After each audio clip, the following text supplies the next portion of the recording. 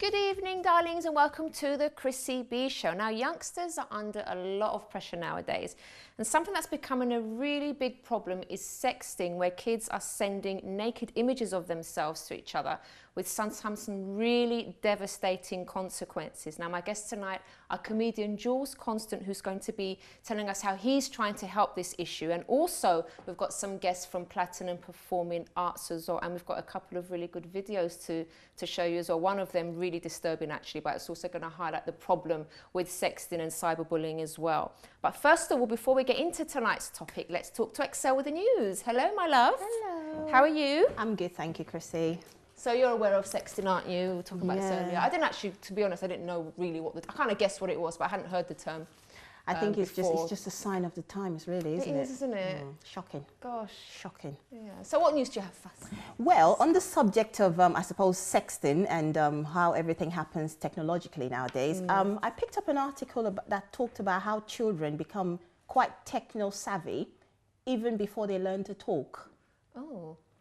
More than 1 in 4, that's 29% of youngsters, are playing games such as Angry Birds on smartphones and iPads before they can string a sentence together. God, that's so worrying. I know right now, you know, we don't want to talk about how you're attached to your tablet. However, kids are doing it I'm not that attached. Someone had to go at me about that today, actually. Well, there you go. Because I'm attached. I just have to check my emails because of work. Yeah, you can check them every hour, you know, not every 10 minutes. I went an hour and a half without checking my phone or my iPad, thank you very much. Oh, that's why you didn't call me back then. All right, I'll know that for another time. Okay. Anyway. Well, I mean, what it is because these kids pick up these skills. And I mean, I think myself on the other day, I was on public transport and I saw a kid. I'm sure they weren't any older than 3. He was already there. Mom, can I have your phone? And he was just stuck in, and he was literally. And I'm thinking to myself, I didn't even know what were we using in those days? Was it abacus or calculator or something? I give my age away now. Do you remember that? Oh, I've forgotten what it's called. You know that where you count with the beads? No, you know that thing that talks and it makes you spell and stuff. What was that called? Oh, it was one of those. That was speaking maths and speaking spell. I don't know if you guys remember that. If you're a bit older, we're giving our ages away. Yeah. Do you remember that? I do. Though that was the most sort of technological. That was the most happening thing. But now, I was going, well, this is well good. This is. And I learned how to spell. It's ridiculous. Because, I mean, it talks about as well, I mean, we all need technology to do homework and stuff. What it says here, because it studied 2,000 parents before this report came out, studied 2,000 parents with children under 11, and it showed that 47% went online for their schoolwork compared to 15% who used traditional books.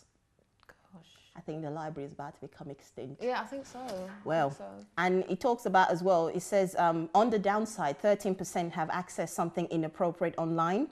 And I think that's where it kind of gets, a bit, the negative side. However, we know the world is changing and, we need to be technologically savvy. Yeah, we do have to keep up with the times, but it's just so dangerous nowadays. And so many things are going on, which we're going to be talking about later. Exactly, on the program, I really feel sorry for parents.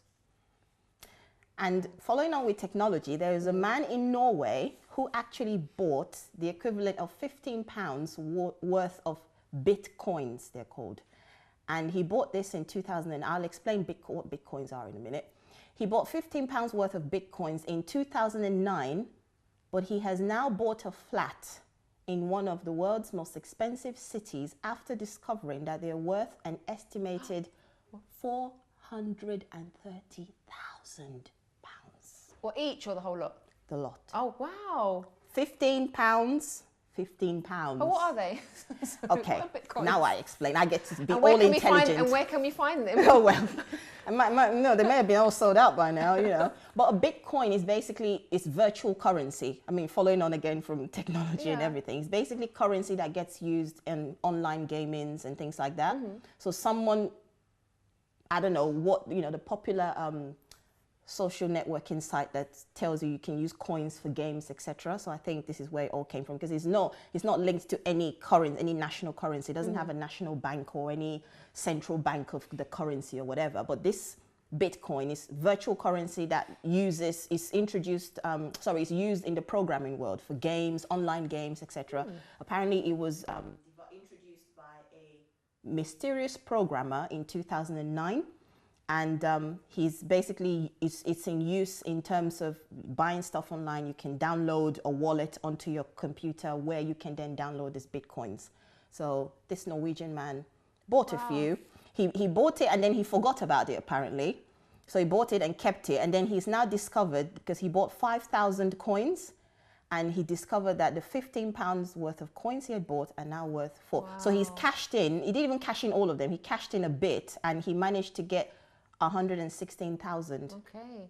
Oh yeah. So he's holding on to the rest. So that, absolutely. You never know. It might increase. Yeah, it might increase. That's true. Wow. Okay. Well done. And I found some very lovely stuff. This is going to be right up your street here, Chrissy. What's to do with cats, is it, and animals? No, it has to do with love. Oh. Yes. A bride. Oh, well, I thought of first cats before love, anyway. A bride who was overweight. She weighed nearly 17 stone. She kept her fiancé waiting for 7 years until she was slim enough to fit into her dream wedding dress. Oh. She, like I said, she weighed 17 stone. But didn't they meet when she was bigger anyway? Well, I think what it was, they kind of, I think they lived together. They said they were together. Oh, look at the picture. Let's take a look at that again. Yeah, that was her. Wow. I think they met each other. They said they met each other, and with the fact. Can you imagine if he turned around and said to her, I don't like slim women? Yeah, can you imagine? Can you imagine? After all that effort, you'd be like, nah, sorry, you're not attractive to me anymore. I preferred you before. But it was apparently because of their bad eating habits. They said they were surrounded by a fish and chip shop. They were surrounded by the Chinese shop and Indian takeaways, and so they were always eating fast foods. And before they knew it, she had ballooned in size. Where is he? Did he put on weight? No, he didn't look like he did. I think he's the one carrying her, like right next to her head. Oh, right, okay. Yes, I think that's him there. And they basically started eating, unhealthily and all that, with temptation everywhere. She felt self-conscious, but she said she couldn't exercise in public. And so as a result, she just kind of, stayed indoors, became a recluse. However, when she got, when they decided, look, let's do this now, she said, look, I need to lose weight. And she got to her target weight 2 weeks before her big day. Oh. And she actually had to have her dress altered because she was still losing weight. Oh. So she obviously learned the secret there. And 7 years though. 7 years. That's a long time. That's love. Must have had a few breaks in between, because it doesn't take 7 years to lose that weight, does it? Maybe, I suppose it would have been a bit of like, we kind of fall off the wagon a bit every now and again. Yeah. I don't think it necessarily would take that long. But then again, losing weight. Hopefully the eating habits have changed, and it's not just because I think after dieting for so long, you kind of get used to it and you start to change your eating habits. Hopefully it's not going to go back again. Yeah, it's just for the day, and then starts putting it on again. So she was quite pleased, because she says her honeymoon clothes were either a size 10 or a 12, and she bought her first ever bikini. And so, I mean, the things we take for granted, she was quite yeah. Oh, that's nice. Absolutely. And the groom actually said, I managed to stay patient because I love her, and she was definitely worth the wait. Oh, that's lovely. Yeah. So all the best to both of you. And stay away from the chip shops and all the other stuff. I think we've got a minute left, so have you got a quick one for us? We are quickly to end also on the romance thing. Do you remember when your husband proposed to you, Chrissy? Yes, I do. Please don't ask me about it. How would you have felt if he had rented out an entire stadium to do so? Well, it was kind of football related, actually. Oh, ooh. Yeah, and that's all I'm saying. Oh, that's what you and Kim Kardashian have in common then, because Kanye West rented out the entire AT&T Park baseball stadium in San Francisco, and he asked her to marry him in front of family. Well, grand gestures and all that. I mean, he kept the world guessing as to whether, because this was on her birthday as well, he did it on the 21st of October, and he kept the world guessing as to whether he will be able to celebrate her birthday with her, because he was also attending the Los Angeles Film Awards earlier in the day. So he kind of like, wasn't gonna, but then he flew back by private jet in time for the big proposal. And I think we wish them all the very best, because we do know she has, she had a last marriage that lasted 72 days. So we want this one to be a lifetime. We hope so, Kim. We really hope so. And on that note, I think we'll leave it. Yes, we'll leave it there. Should we leave it there? Okay, thank you so much for sharing that lovely news with us. Thank you. And we'll see you again next time. Indeed. Okay, thank you, Excel. And after the break, do stay tuned because we'll be joined by Jules Constant, who is a stand-up comic who performs in schools around the country to raise awareness of issues that we mentioned earlier, which of course was sexting and cyberbullying. So do join us after this. And if you want to get in touch as well, do give us a call on 020-7686-6300, or you can email me on chris@chrissybshow.tv.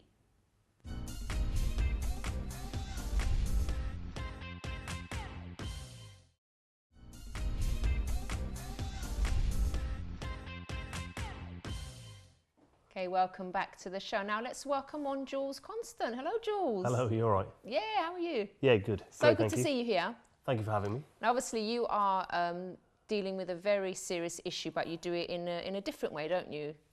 Yeah, comedy. Use comedy. Yeah. Yeah. Because I think the whole point of trying to deal with this issue is finding a way of talking to young people in a way they want to listen to. You know, so instead of wagging the finger at them, or getting somebody in a suit to preach to them, using comedy seems to be a good formula because comedians, by the nature of what they do, are instantly cool. Me accepted. Now, how cool is that for you? I know. I don't know how that is, but anyway. So you go into a classroom environment or in a school environment. Oh, there's a comedian here, and you tell them jokes, and you show them some funny images, and you lighten the atmosphere, and then in between, you can then hit them with a message, and they're so receptive to it. That's a really good idea. Now, in case you've just joined us, you didn't catch the beginning of the show, we are talking about the consequences of sexting. Now, can you explain what sexting exactly is, Jules, in case people don't know? Right, sexting is either sending graphic texts or graphic images to other people, whether they want them or not. That's online, on your phone, you know, any sort of new media form. It's basically, it's exchanging of graphic, saucy, sexy, slightly questionable material. Which might seem like, for youngsters, it might seem really sort of cool to do and it's exciting. And I think sometimes as well, if like they're going out with each other, they think, oh, it's a nice thing to do, or my boyfriend asked me to do this, or my girlfriend asked me to do this, let's record it, let's take pictures. But then they kind of, what's not happening is that people thinking ahead of what might happen. What if you break up with these people? What's going to happen then? They've got that footage, they've got those photos, what's going to happen? That's the biggest thing I try and tell young people. You can't tell them not to do anything, and why would you? You know, they're learning about the world, they're experimenting, they're finding out how the world works. And you tell them not to do something, they'll do it twice as much. So what I say is, look, here are the consequences. This is what happens if you do it. This is what might happen if it goes wrong. Now, be aware of those consequences and go ahead and do it. Or there are alternatives. So, for example, so at least you've been warned kind of thing, right? But boys will tell a girl he loves her to get anything out of her, and he loves her on Friday. Saturday he's forgotten about her. Monday he's showing the picture to all his mates. Yeah. You know. I remember, now you're speaking, Jules. I remember it was a few years ago. I was on the top deck of a bus, and there was a group of boys at the back. And they were just talking about this girl. One of these guys had done something with this girl, and he was just telling them everything, and he had some proof as well. And I was sitting there thinking, and it was really loud, everyone could hear. And I was like, I don't know the girl, but I felt so embarrassed for her.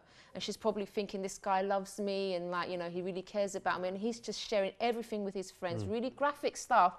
And I felt so bad for her, because I thought, my God, the poor thing, she's got to face all that. Now they're all going to know, and I know. It's horrible. There's a really great free app. I think it's on the Childline website. It's called something like I'm into you, but I'm not into that. And it's a free app you can download. And if a boy or a girl either sends you an image or a text you don't want, or asks you for one, you can reply using this app, and it sends them a funny, light-hearted reply. Okay. Going, that's a really good idea. Don't be so silly, or let's lighten up, whatever it is. But it's a really good idea, and it's a free app. Look that one up. It's really cool. That is really, it's a nice way of combating it with humour, in a sort of a cool, easygoing way, instead of, again, I was talking to a parent the other day who said his daughter had been sent an image from a boy. I think he was just had his boxer shorts on, showing off his six-pack, and he had a suggestive message with it, you know. And he sent this message. Her dad saw the message, got straight on the phone to the boy and said, if you do that again, I'm calling the police. I go, no, that ain't the way to deal with it, you see, because if you want to open a dialogue with your children, and if you want to keep them talking about these issues that they're facing day to day, then the way to do it is to keep it as an easygoing, cool, relaxed subject. You start threatening to call the police or threatening them or shouting at them, the first thing they do is going to go further underground and you'll never hear about it again. It's quite, it's instinct, isn't it? Like Yeah. for someone to, I'm sorry, what is this talking over here? Excuse me. It's really putting me off. Cameraman. Okay, stop now. All right, sorry. I had to do that because I can't concentrate. Go on, carry on. I thought it was something important. Where we were talking about, parents. This is the thing, because parents, the way young people are behaving these days with the issues around cyberbullying, the issues around sexting, the issues that they face in chat rooms, this world that they're inside is as normal to them as eating, drinking, breathing, crossing the road, all right? Now, we spoon feed them, we show them how to eat, we show them how to cross the road, but then what do we do with the internet? We give them a tablet and send them off to their room. You know, I'm not talking like a paracetamol. You know what I mean? Yeah, it is. And because we don't know how to talk about it. We don't know how to educate them in these areas. And then they get into trouble.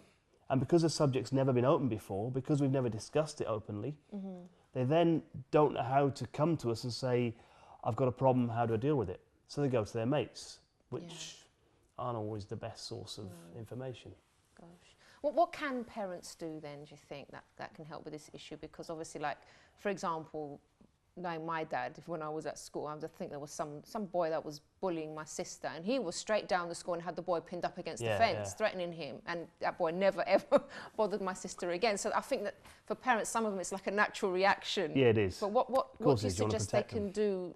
Well, you've got two choices, really. First one, you can have your kids put up for adoption.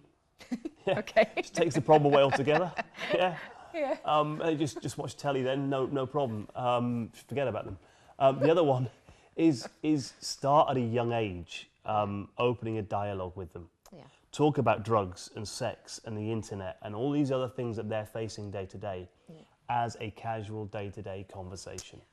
Discuss it as the same ways as you discuss football or the news or whatever it is you talk to your children about. But also, make sure your kids are aware that if they need to talk to somebody, because parents are often the last people they want to talk to. Yeah, if they've got a problem, embarrassing, isn't it, to go and talk to your mum and dad about? Ooh. Yeah, I'm really old and I still don't tell my mum half the things I get up to. But yeah, but make your kids aware that if they don't want to talk to you about it, it's okay to go and talk to somebody else. I had a really great thing on the train the other day. I was talking to this woman, and her and a bunch of other mothers have all talked to their daughters and sons, and each of the mothers have adopted, effectively, their friend's son or daughter. Oh, right. And they so keep an open dialogue okay. with them, and if they're having problems, they can talk about it between the parents. Yeah. But the kids have got somebody to talk to who's an adult who's responsible, who can keep an eye on them and look after them. And they've all got this pact as well that whatever happens, nobody's going to get stressed about it. They all stay cool about it. Yeah, that's and so a really good there's idea. somebody out there that, and if you are a young person and you've got issues with cyberbullying, if you've got issues with sexting, if you're being pressured in some way, if you can't go to your parents obviously your first port of call, but if you can't, find a responsible adult, somebody you know you can trust, and just say, look, I'm dealing with this, can you help me? Can you keep an eye on me? It's that funny thing I sometimes do in my show about people don't like having their mum on Facebook, you know, because your mum's obviously, these days, mum's obviously often more embarrassing than kids are. Yeah. My mum only recently got on the internet. I had no idea how it all worked. And 3 days after she bought this computer, I got a letter in the post addressed to me with a stamp on it, right? Inside was an email printed out and folded up. She had no idea how it worked, so she posted me an email. Oh, bless. Right, mums are embarrassing, you know. And I'm a comic and I like to party hard, and some of the photographs on my Facebook embarrass my boys. Some of the things I do embarrass my boys. So they want to distance themselves from me, which I don't blame them, you know. I can't get away from me, and I would if I could. Yeah. So make sure they have somebody on their Facebook profile who can keep an eye on what's going on their wall. Yeah, that's a good idea. You know? Now, obviously, the effects can be really, really devastating because there are teenagers that, because they're so embarrassed and they can't face going to school or wherever, and everyone knowing or seeing those pictures, they end up killing themselves. Yeah, I think last year there were 21 deaths directly related to cyberbullying or cyber-related incidents. Yeah. And it is really serious, because when I was being bullied at school, and maybe like you, I don't know, Yeah, I was, yeah. we could go home, lock the front door, go inside our bedroom, and we were safe. There was that haven. Now it follows you right inside, through your phone, through your computer, and it invades every part of your life. You can't get away from it. Can't run away from it, can you? And that's why it's so much more difficult to deal with than it was in the old days. And we know how hard it was in the old days. Yeah. We sound like really cranky old people now, don't we? do. When things were in black and white. Remember that? I remember. Yes. I was talking with some friends today about, you know, the telephones. Remember how we used to have to sort of dial one by one, and like we had to wait, and if you did a wrong number, then we'd have to start the whole thing again. So things have changed a lot. It's like turning into the Alan Titchmarsh show, isn't it? But Jules, we're going to go to a quick break. You're going to stay with us Okay. because we've got a really powerful video to show you as well. And we're going to be joined by someone also, Tanya from Platinum Performing Arts. So do join us after this.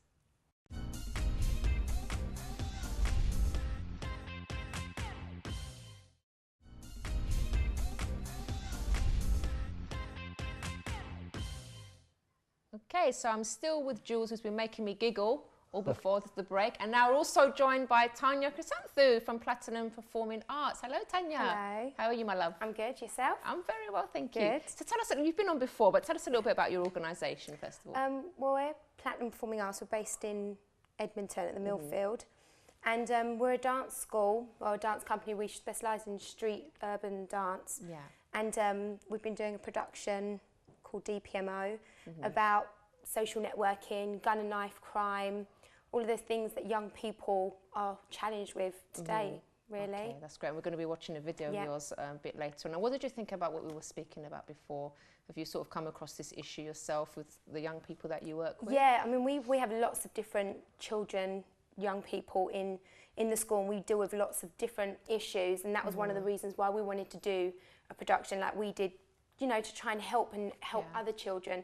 And I was listening to what Jules was saying, and he said correctly, he's like, we never had that when we were younger, but the kids now, it's all computer, telephone, everything. It's so I'm just looking at you, I'm thinking, what's she talking about when she was younger? You're not young anyway.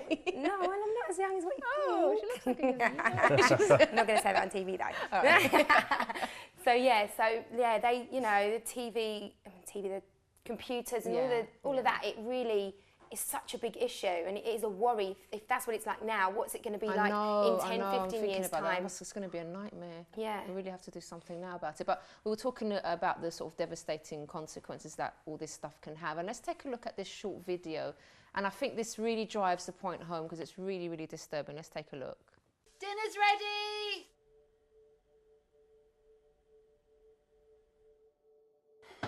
I started without you. Hey, the neighbours complained about your music again last night. Did they?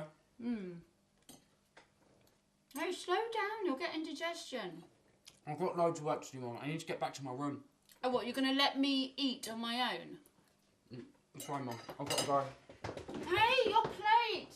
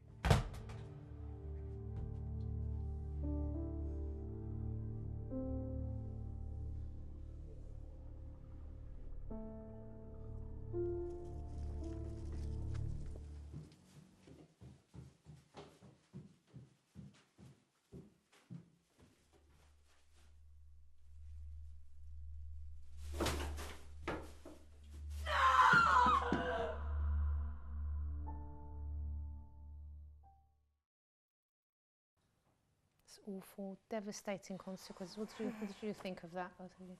Jules? That was tough, wasn't it? Yeah, it's horrible. Yeah, but it's important we see it like that because that's real. You know, one of the images I use in my school show is of a silhouette of a child hanging. Because I want to say to kids, you know, that could be the consequence of you slagging somebody off on a Friday. You could have been the final, you know, the straw that broke the camel's back. And by Monday, that person, you don't really hate them, they just annoyed you on Friday. By Monday, that could be them dead, and you could have been the one to have tipped them over the edge. So to think about that, you know, to really...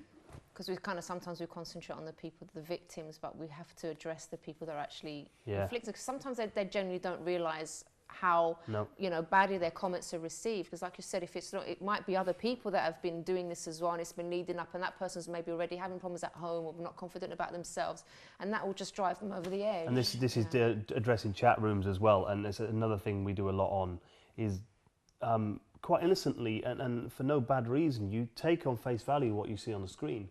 You see a photograph of somebody who looks like one of your peers. You start to engage with them, have fun with them, you start to flirt with them. And before you know it, like this guy, you're in all sorts of trouble. So I always say, if you don't know who it is, just don't friend them, don't engage with them. You haven't lost anything. And if they are somebody you should know or do know, they'll find you by other means. Yeah, that's true. They'll bump into you in the street, or they'll call you. But if you're really not sure, then stay away. Just stay away. Yeah, Tanya, definitely. I just think that, like, kids, they banter so much together, and they have this kind of thing where they really, they do it, and they do it in a joking way, but they do take it so far sometimes, and they don't realise that someone is really vulnerable, you know, and they might not know what that person's going through at home. Like you said, on a Friday, they might have had a really bad week. Someone says one thing, they snap, that's it. You know, and I think that social networks as well, they filter it. It just keeps coming. It's constant. And you can't, even as parents can't see what's going on all the time on there. They can't keep an eye on it 24/7. No, they can't. So. And the other thing that young people have got into this habit of doing is living their lives on the home page, you know? So, like, if they weren't, when Facebook first started, I was on there right from the beginning. If we wanted to say something private or privately to somebody, we'd message somebody. Now, people have conversations, like sometimes very intimate conversations, right down the middle of the home wall. And when other people get involved, go, what's that all about? Who's he? You know, have you got a new boyfriend? Have you got a new girlfriend? And they go, leave it alone. It's private. Hang on a minute. It's not. It's on the home wall. It's not private. Yeah. God, it's really, really... And then when you're living your life so publicly like that, it leaves you open to abuse and attack from others, because they know your intimate information, they know your weak spots, and they can get at you. What about schools? What do you think schools can do, like, to help the situation? I think schools could try and get things that the kids are going to relate to a little bit more, like something that like Jules does, or like the production that we've been doing.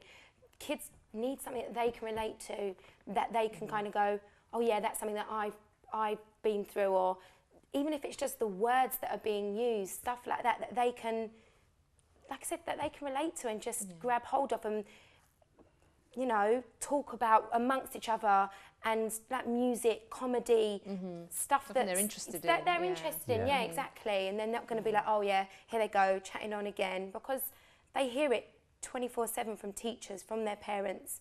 They need something fresh and something that's going to keep them interested.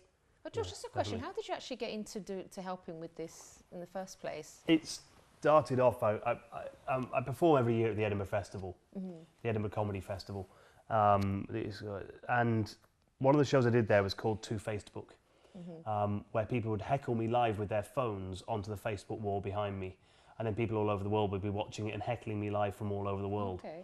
And it was about a story of our lives in Facebook and how we live in Facebook and how suddenly our realities change because we're inside this weird cyber networking world.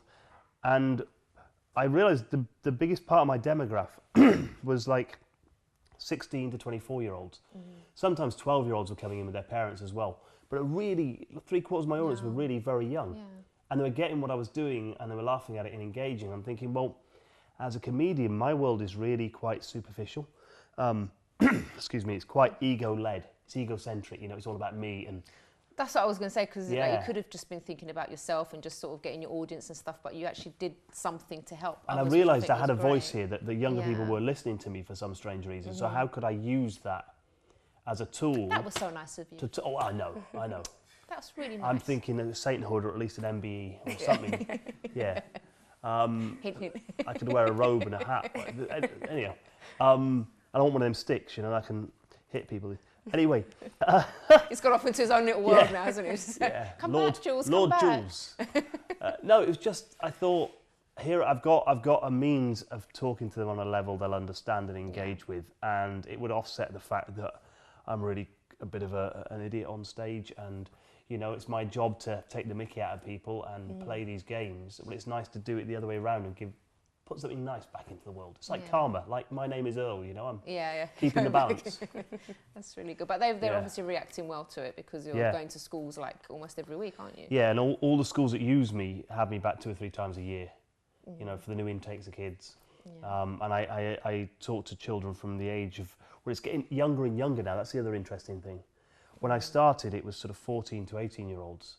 Now we've got groups starting 8 and 9-year-olds. Gosh, really? Because that's where the problem is beginning. I agree. I think that's where it's from, and that's where it needs to be targeted from when they're coming from Yeah. primary school to secondary school, because it's such a big change. Yeah. You know, going from year 6 to year 7, where you're sharing a school with children that are 18 years old, and you're 10 and 11. You know, it's a big difference, and I think if we can get them from that young age. Yeah. Definitely. So, Jules, what about what would you say would your final sort of message to young kids be now, just before you go? Just be informed with everything you do in life. We're not going to tell you you're stupid or wrong or bad or shouldn't do it. But whatever choices you make, whether it's about sex, whether it's about drugs, whether it's about which burger you eat, whether it's McDonald's or Burger King, be informed, you know? You're trying to learn about the world, then learn the implications of this choice against that choice and go into it, whichever way you do it, whether you smoke the joint or whether you eat the burger, whatever you do, go into it knowing there are consequences and what they are. Yeah, definitely. Yeah. Thanks so much, Jules. That's cool. It's been Thank great you. having you on. Really nice to meet you, thank Really you. great. And Tanya, you're going to stay with us because you'll be joined by who? Some of my students, Ooh, well, okay. our students from Platinum Performing So, Arts. okay, then Yeah. we're going to be watching your videos well after the break. So Excellent. do join us after this. Stay tuned.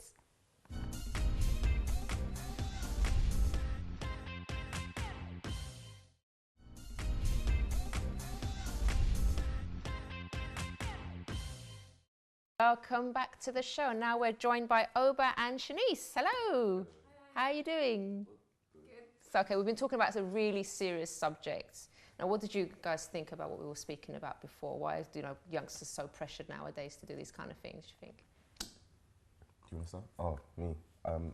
I think it's the fact that in how we are, like, because we've, how our generation is, things are very, like you say, things are very different. Yeah. And how we react to certain things is a very different way how you could see it. Like, we could, it's bad how people are pressured into doing things, but then also they've got their minds, they've got their own mindset, and they, at the end of the day, they choose whether they want to or whether not to, and they know the consequences. Because if I was in that situation, I'll know the consequences. If I choose to do it, I choose to do it.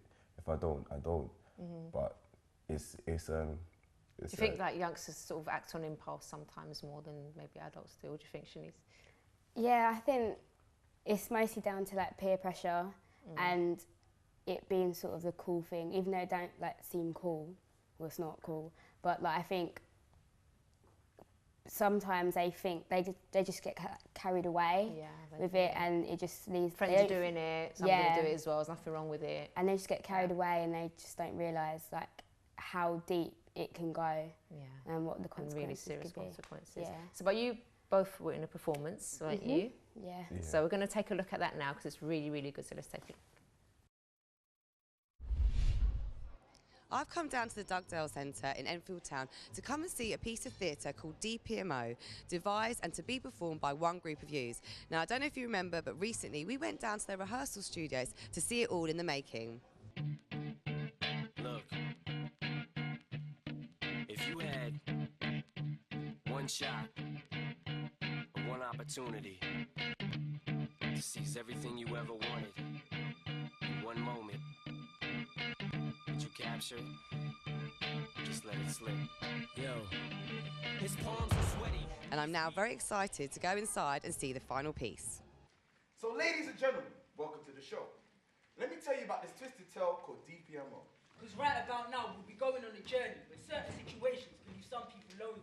We need to understand the life of you today is all about pressure and sometimes overplayed. From pregnancies, being popular and being double-crossed, involved in situations and unwanted feeling lost.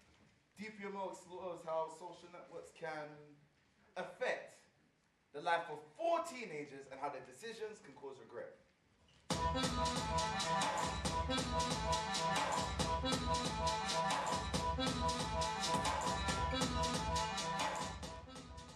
Hormones go high, just one touch and it's all mine. I work with teenagers that abuse their parents, so this is where a lot of it's stemming from, the youth crime, the gangs they're getting into, things like that. Also I have a 6-year-old boy, I'm worried for his future too, so it's about educating from young the best way forward, so I think it needs to be out there. I think all children should see this.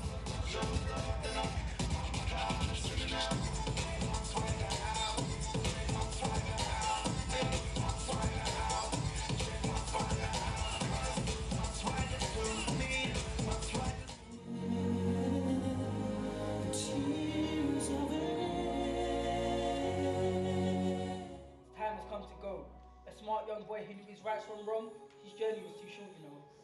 This is fantastic, absolutely brilliant. I've a quick chat with the boys who really enjoyed it and said it was, you know, good stuff. And it addresses all the issues that they face. So from that point of view, it's really good production. Lisa's bros committed the crime. Now he must do the time. Too late for regret, the damage is done. A life's been taken, and not only one. Bros and sisters, mums and friends, will all be affected by what goes on in our ends.